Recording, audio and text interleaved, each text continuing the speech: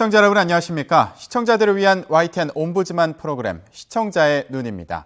이번 주에는 지난 23일에 있었던 YTN 2월 시청자위원회 소식부터 전해드리겠습니다. 이번엔 뉴스 출발과 YTN 뉴스 전반에 대한 의견을 나눴습니다. 아침 일찍 전쟁 무기 위력에 대한 보도라든지 공직자나 공공부문의 각종 비리 문제 이런 것들이 좀 비중이 높았습니다. 실제 5시에 일어나서 이 뉴스를 보았더라면 하루를 시작하는 기분이 영 좋지 않았을 것 같은 생각이 들었습니다. 사실을 왜곡하지 않는 선에서 뉴스 아이템의 배치나 선정에 조금 신경을 쓰셨으면 좋겠다는 생각이 들었습니다. 아이템별 의견입니다. 뉴스 일부 들어가면서 사드 배치에 대한 중국의 반응을 보도하셨는데 두 차례에 걸쳐서 몇 초씩 중국 언론이 화면에 그대로 떴죠. 2부에서는 제목이 한글 자막으로 나왔는데 1부에서는 한글 자막이 나오지 않아서 좀 한글 자막이 아쉬웠습니다. B2 스텔스 폭격기 등 다양한 첨단 무기의 별명과 위력을 소개한 부분, 그렇지 않아도 요즘 지구촌 내 폭력과 무기 경쟁이 심화되는 것 같아서 상당히 걱정스러운데 아침 5시 뉴스에서 이렇게 첨단 무기의 위력을 강조하는 그런 아이템이 꼭 필요했는지 의문이 들었습니다. 해빙기 사고 예방 요령입니다. 위험 신호를 잘 정리하고 신고해서 처리하는 데 도움을 받을 수 있는 전화번호까지 친절하게 소개해 주어서 좋게 생각했습니다. 승용차 이중 추돌 사고 2명 사망, 2명 사망, 자막은 추돌로 나오고 기자는 충돌로 발언을 했는데 이건 서로 다른 방향에서 오다가 맞부딪힌 경우이기 때문에 충돌이 맞는 것으로 알고 있습니다. 자치단체장 비리 본물이라는 단어가 좀 너무 과대하게 이걸 느끼게 하진 않는지 적절했는지 의문이 들었습니다. 사드 배치에 대한 중국의 첫 공식 반대 표명, 톱뉴스로 다룬 것은 당연한 편집으로 생각됩니다. 그렇지만은 중국이 사드 문제에 대해서 왜 그토록 민감한 반응을 보이는지 시청자에게 설명할 필요가 있는 그런 한 번의 시점이었지 않는가 생각이 됩니다. 이 톰 리포트 뒤에 중국이 한반도 비핵화와 평화협정을 제안했다는 그런 스트레이트 뉴스가 편집이 됐는데 중국의 반응과 그 중국 제안의 배경 등을 내용으로 해서 해설성 리포트 또는 기사가 편집이 됐었으면 하는 아쉬움이 있었습니다. 사드를 둘러싼 한반도 정세를 긴 뉴스에서 리포트 하나와 스트레이트 3개로 처리한 점은 다소 아니하다라는 그런 느낌을 가질 수 있는 편집이었습니다. 왕이 중국 외교부장 스트레이트 기사 그림 뒤에 홍레이 대변인 브리핑 그림이 붙어 나오는 것은 부적절한 그림 편집이었습니다. 톱뉴스에 이어서 MC가 첨단 무기의 다양한 별명이라는 타이틀 아래 소프트한 내용을 브리핑 보도했는데 든 공력에 비해서 오히려 뉴스의 긴장감을 떨어뜨리는 그 편집으로 보여졌습니다. B2 스텔스도 온다라는 리포트를 먼저 앞에 틀고 브리핑 보도가 왔으면 어땠을까 하는 생각을 했습니다. 지방자치단체장들과 농어촌 공사의 비리 그리고 포항의 건설공사 비리 마치 비리 공화국인 것처럼 보이는 그런 기사들이었습니다. 이런 기사는 그냥 하나하나 나열식 리포트 처리보다는 적절한 서브 타이틀을 하나 넣어서 기사 내용을 좀 더 키우고 이슈화 시켰으면 어떨까 하는 그런 생각을 해봤습니다. 뉴스 배치에도 좀 신경을 써야 될 것 같습니다. 헤드라인에서 공유경제 신산업 관련 내용이 앞에서 3번째 주요 뉴스를 나갔습니다. 그러나 이 기사는 잡다한 외신이 끝난 40분대에 편집이 됐는데 내용도 주요 뉴스를 다룰 거리가 아닌 것 같았습니다. 오히려 나 혼자 산다 30년새 8배 기사가 훨씬 주요 뉴스다웠다고 생각합니다. 다음 강남구 삼성동의 현대차 신사업 건립으로 1조 7천억 원의 공공기여금이 생겼습니다. 서울시는 이 돈으로 교통인프라 확충과 잠실 주경기장 정비, 공원 조성 등에 사용한다고 밝혔습니다.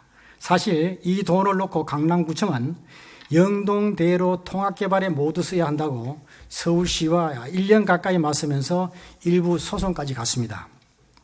리포트에 강남구청의 그 요구사항이 어떻게 처리됐는지 언급을 좀 했으면은 이 지역 주민들의 궁금증이 풀렸을 텐데 하는 그런 생각이 들었습니다. 자막에 정확한 의미를 전달해야 할 때에는 한글보다는 일부 그 한자를 과감히 사용하는 것도 필요할 것 같습니다. 예를 들어서 이항구 안을 그냥 한글로 써놓으니까 조금 이상했어요. 한문으로 안을 써주면 훨씬 이해하기가 쉬울 것 같았습니다. 그리고 김무성대 이항구 할 때 중간에 vs 줄여서 VS를 표시하는데 이때 VS 다음에 점을 찍고 있는데 참 보기가 안 좋습니다. 특별한 의미가 없다면 점을 찍지 말고 그냥 VS만 넣으면 자막이 오히려 훨씬 깔끔할 것 같다는 생각이 들어서 말씀드립니다. 네, 그 출발 뉴스 방송 화면에 그 YTN 글씨가 두 군데 나옵니다. 그러니까 오른쪽 상단에 YTN 스테이션 그 글자가 나가고요. 그다음 왼쪽 하단에 또 YTN이 또 나갑니다. 그 한 화면에 YTN이라는 글자가 굳이 두 번씩 들어갈 필요가 있을까라는 생각을 했습니다. 만약에 굳이 어쨌든 좀 강조하고 싶으면 아래쪽은 그냥 로고만 넣는다든지. 근데 이제 예를 들면 CNN 같은 데는 CNN 하나밖에 없습니다. 그래서 조금 저도 숙제하는 마음으로 이제 국내 다른 방송사를 봤더니 다른 방송사도 두 개씩 넣더라고요. 그래서 그 회사 이름 또 밑에 또 그 회사 뉴스. 그 참 어떻게 보면은 한 번만 충분할 것 같은데 YTN이 앞서가는 방송사니까 이 점에 있어서도 좀 한번 생각을 해보셨으면 어떨까 하는 생각했습니다. 이왕 그 자막 얘기가 나온 김에 그 새벽 5시 뉴스인데 한 5, 6초 동안에 6줄의 자막이 있습니다. 그리고 8가지 종류의 다른 내용입니다. 그리고 그 5, 6초 동안에 자막이 변화하는 것까지 따지면 10개가 들어왔다 나가고 합니다. 이 아침 새벽 5시에 시청자들이 얼마나 집중력을 가지고 화면을 보시는지는 모르겠지만 너무 많은 정보가 나오는 거 아닐까. 시간에 따라서 조금 자막도 변화를 주면 어떨까. 큰 자막을 쓸 때도 있고 어떤 땐 시청자들이 눈여겨볼 때는 많은 정보가 들어가도 될 수 있다고 생각을 하지만 새벽 5시에 그 텔레비 앞에 앉아서 그 자막을 신문 보듯이 그런 분도 계시겠죠. 근데 어쨌든 좀 정보가 너무 많지 않나는 생각을 잠시 해봤습니다. 특히 아침 텔레비전은 제가 듣기로는 라디오의 역할을 한다. 아침 식사하면서 혹은 음식을 준비하면서 틀어놓는 역할을 하는데 그런 상황에서 이렇게 많은 자막이 들어갈 필요가 있을까 하는 생각을 해봤습니다. YTN 뉴스는 최근 어휘 사용이나 자막 표시 등에서 언어적 요구가 굉장히 감소하고 있어서 상당히 좋은 방향으로 가고 있다고 생각을 합니다. 다른 나라의 표준적인 언어 사용에서 우리나라처럼 어떤 국가에서 제정한 어문 규범이 있거나 어떤 규정을 이제 제시한 사전이 있기보다는 민간 단체에서 어문 규정을 제정하거나 혹은 옥스퍼드 사전처럼 어떤 중요한 사전이 규범의 준거로 사용되는 경우가 더 많습니다. 또한 영국의 BBC 방송이나 일본의 NHK 방송 등에서 사용되는 방송 언어가 영어나 일본어에서는 중요한 표준적인 언어의 근거가 됩니다. 우리나라에서는 어문 규정도 있고요. 국가에서 주도로 편찬한 표준국어 대사전이 있지만 실제 국민들의 언어 생활의 측면에서는 방송에서 사용되는 한국어가 일반 국민들에게는 더 영향력을 많이 미칩니다. 일반 국민들이 언어 생활을 할 때 맞춤법 등 규정이나 혹은 국어사전을 찾는 것보다 방송에서 사용되는 한국어를 중고로 해서 언어 사용을 하는 경우가 있다는 것입니다. 그렇지만 최근에 지상파뿐만 아니라 종편이나 케이블 등 여러 유형의 방송 채널이 공존하고 있는 현 시점에서 최근 방송 전반의 비속어, 유행어, 은어 등 비표준적인 언어 사용이 굉장히 증가하고 있는 실정입니다. 특히 YTN과 같이 뉴스 전문 채널의 경우에 언어 사용에 있어서 더더욱 세심한 주의가 필요합니다. 오락 프로그램이나 예능 프로그램보다는 뉴스에서 사용되는 언어가 관심과 신뢰성이 더 높기 때문입니다. 브라질 소두증 신생아가 500명을 넘었다 하는 국제뉴스에서 사실 소두증이란 말 자체가 얼핏 들으면 무슨 말인지 모르겠거든요. 그냥 뇌와 머리가 정상보다 작은 소두증 신생아가 이런 식으로 표현해줬으면 좀 더 이해하기 쉽지 않았을까 하는 부분이 있습니다.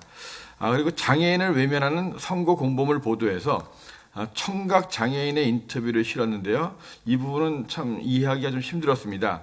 시각 장애인의 경우에는 공보물을 볼 수 없지만 청각 장애인은 공보물을 분명히 볼 수 있다고 생각이 됩니다. 한글을 읽지 못한다거나 공보물의 내용이 쉽지 않다는 것은 장애와는 다른 문제라고 생각이 됩니다.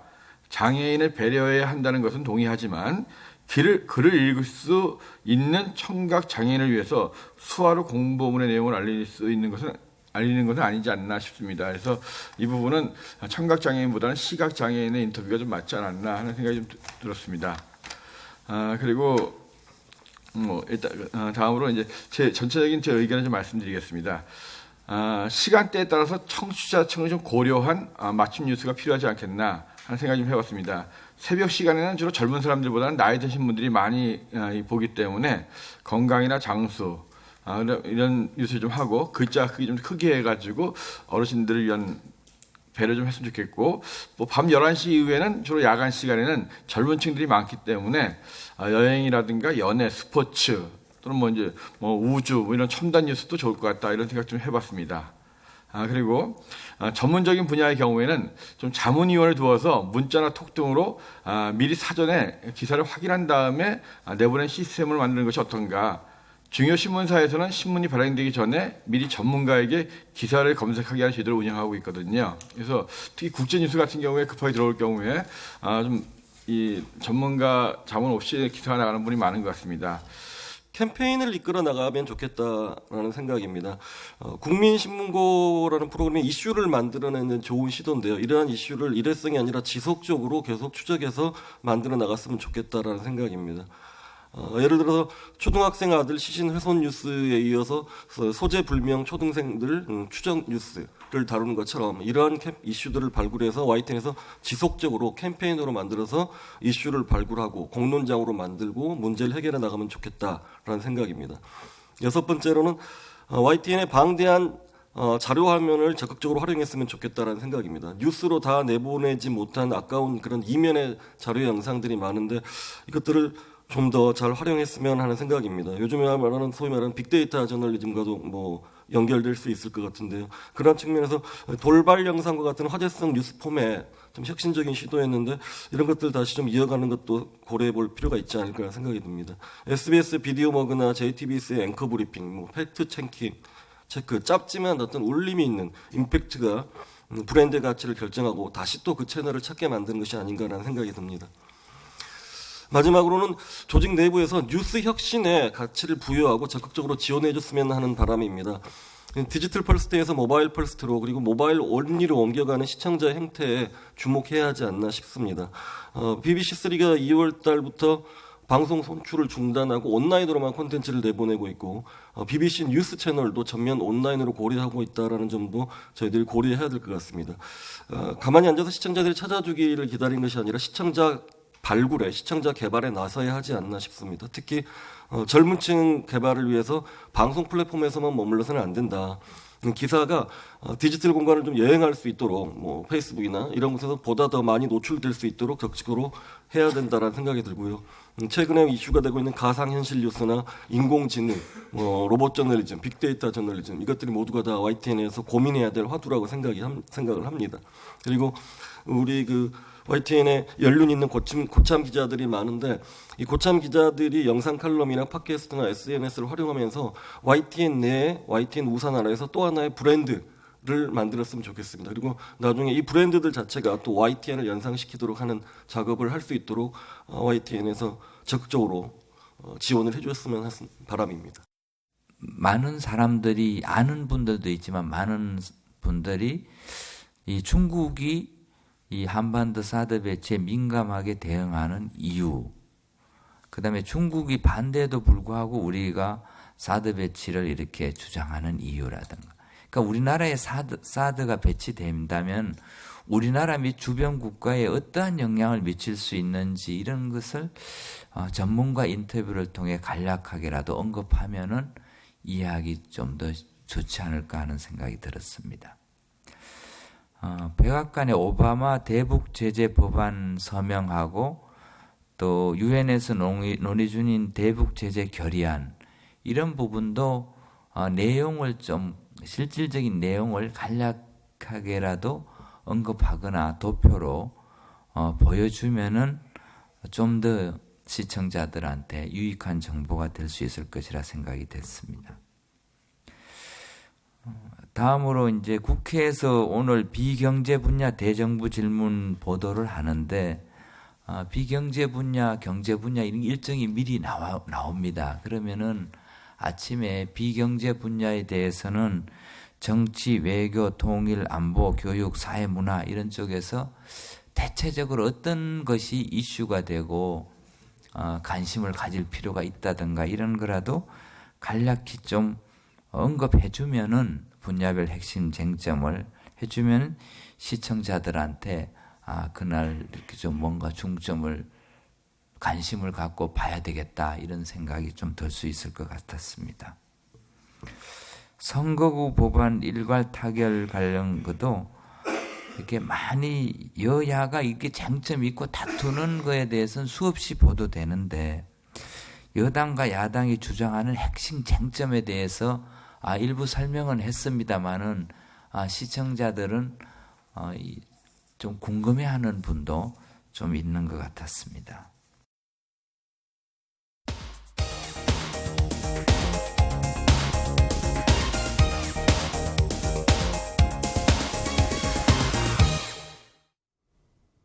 지상파 DMB 채널인 YTN DMB 프로그램을 평가하는 내가 본 마이TN 순서입니다.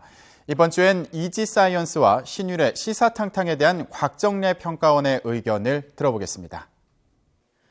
안녕하세요. YTN DMB 시청자 평가원 곽정래입니다.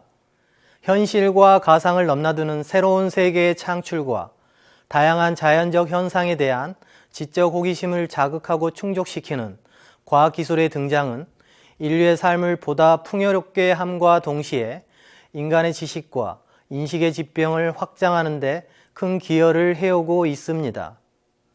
이처럼 우리의 삶 깊숙이 자리하고 있는 새롭고 다양한 과학기술들이 갖고 있는 원리를 쉽고 재미있게 시청자들에게 전달하는 이지사이언스 프로그램은 세상을 움직이고 변화시키는 놀랍고도 신비한 과학기술의 세계를 다양한 차원에서 매우 흥미롭게 소개하고 있습니다.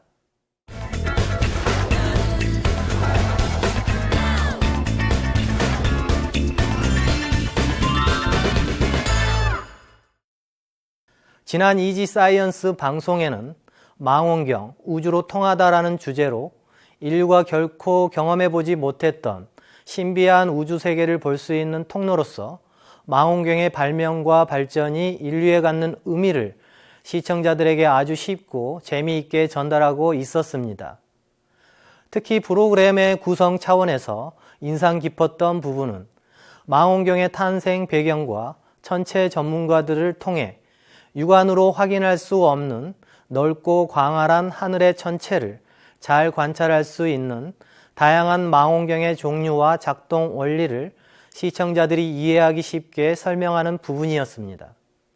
또한 우리나라 망원경의 역사적 기원에 대한 설명과 최초의 망원경 발명 이후 400여 년에 걸쳐 다양한 형태와 기술을 가진 망원경의 발전사 역시 시청자들의 관심과 흥미를 충분히 끌 만한 소재였다고 생각합니다. 무엇보다 망원경의 발명과 발전이 인류에 갖는 가장 큰 의미는 우주와 생명의 기원에 관한 것임을 보여주면서 우주의 탄생과 관련한 이론을 증명하는 매우 유용한 툴로 소개되고 있었습니다. 특히 보현산 천문대에 설치된 천체 망원경을 통해 현재까지 소행성 120여 개가 발견되었고 이 가운데 11개의 소행성은 순 우리말로 명명되었다는 점이 시청자로서 매우 흥미로운 부분이었습니다. 우리나라를 비롯한 세계 여러 나라의 천체에 대한 관심과 경쟁은 망원경의 구경 개성과 매우 밀접하게 관련되어 있고 현재 여타 국가에 비해 뒤져 있는 우리나라 망원경 과학기술의 한계를 설명하면서 천문학과 항공우주기술 발전을 위해 천체 망원경에 대한 지속적인 기술 개발과 투자의 필요성을 지적했습니다. 지상 망원경의 한계를 뛰어넘은 허블 우주 망원경의 등장은 우주에서 천체를 관찰함으로써 천문학의 다양한 분야에서 수많은 업적과 함께 허블 망원경이 가지고 있는 다양한 한계도 보여주고 있습니다. 별의 생성 과정 규명, 은하구조 발견, 중성자별과 블랙홀 등에서 나온 X선 관측 등 우주에 관한 새로운 사실을 규명하는 노력과 천체에 대한 인류의 지속적인 호기심이 망원경의 기술 발전을 가져왔음을 시청자들에게 잘 전달했습니다. 다만 프로그램이 다루고 있는 세부 소재에 대한 정보의 심층성과 다양성을 유기적으로 담지 못했다는 점과 망원경의 기술 발전에 따른 관련 기관 혹은 천체 연구팀의 최근 해외 연구 성과물들이 프로그램 내용에 적실히 반영되지 못하여 다소 아쉬움으로 남았습니다.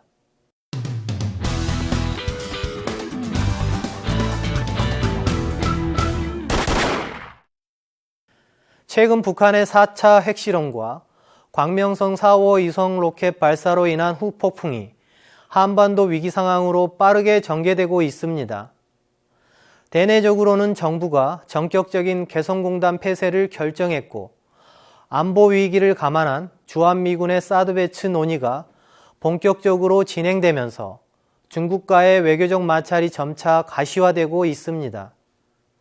무엇보다 유엔을 비롯한 미국과 일본의 초강경 대북 제재법 시행 조치 및 한미 군사 합동훈련 전개 등은 북한을 전방위적으로 압박하는 상황이 연출되고 있는데요. 이런 가운데 북한은 최근 백령도 인근의 해안포 사격과 대남 테러 및 사이버 테러 공격 지시, 대남 선전 선동 등을 강화하면서 한반도의 새로운 위기가 고조되는 상황입니다. 일련의 한반도 위기 상황이 공교롭게도 4.13 총선이 얼마 남지 않은 상황에서 정치적으로 핫 이슈인 테러 방지법과 연계되어 복잡한 양상으로 전개되고 있습니다. 주요 언론에서 제기된 북한 당국의 대남 요인 암살 대상 리스트에 우리 정부의 주요 인사나 탈북자 가운데 남한에서 고위 인사로 있거나 혹은 반북 활동을 하고 있는 탈북 인사들의 명단들이 대거 공개되고 테러 방법에 대한 다양한 시나리오들이 구체적으로 기사를 통해 제시되고 있는데요. 시청자로서 한반도 위기 상황의 심각성과 더불어 국내 테러 위험성에 대한 불안과 우려가 고조될 수밖에 없는 상황입니다. 최근 한반도 상황과 향후 전개와 관련해 다양한 북한 관련 기사 정보와 전문가들 의견이 특별한 여과장치 없이 시청자들에게 자극적으로 전달됨으로써 불필요한 사회적 불안감을 고조시키고 이로 인해 관련 정보에 대한 맹신이나 혹은 불신을 조장하지 않는지는 생각해 볼 여지가 있다고 생각됩니다. 엄중한 한반도의 위기 상황에 따른 자극적이고 과도한 정보 생산 활동과 정치적 이념적 갈등으로 인한 불필요한 사회적 불안감이 조성되지 않도록 환경 감시자로서 언론 매체에 신중하고 정확한 관련 정보 생산과 전달이 이루어지길 기대합니다. 시청자의 눈은 시청자 여러분의 참여를 기다리고 있습니다. YTN 홈페이지 시청자 의견 코너에 글을 남겨주시면 좀 더 정확하고 공정한 방송을 만드는 데 참고하겠습니다. 이번 주 순서는 여기서 마치겠습니다. 고맙습니다.